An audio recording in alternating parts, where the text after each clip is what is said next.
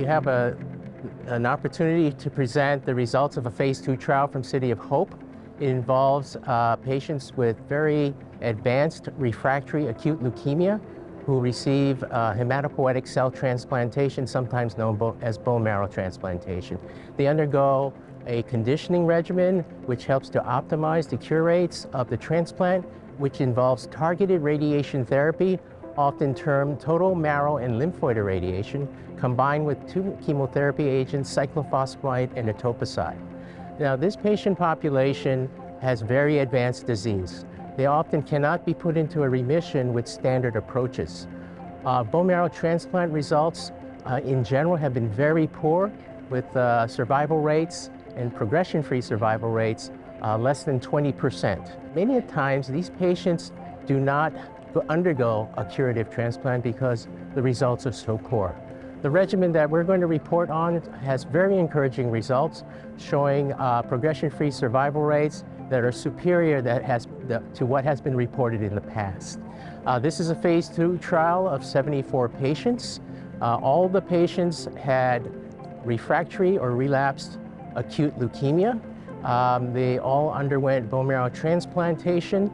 The total marrow and lymphoid irradiation dose was 20 gray, given 2 gray twice a day for 5 days in a row, followed by chemotherapy, again etoposide and cyclophosphamide, and then they underwent the bone marrow transplant. These patients all had detectable disease in the bone marrow before undergoing the TMLI. Half of the patients had detectable leukemia blasts in the blood before undergoing total marrow and lymphoid irradiation. They tolerated the treatment well. The median follow-up was 1.8 years. The 2-year progression-free survival rate was 30%. The overall survival rate was 45%. The non-relapse mortality rate, which was low compared to historical results, at 2 years it was only 12%. No patients had radiation pneumonitis, which is extremely promising, and that's due to the reduction of radiation dose to the lung. We found that patients that had lower percentage of detectable leukemia blasts in circulation did much better.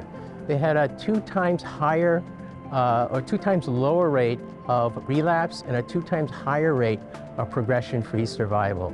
So in summary, we feel that this regimen is effective. It shows superior results and compares favorably to historical results. It has a low toxicity profile compared to historical results.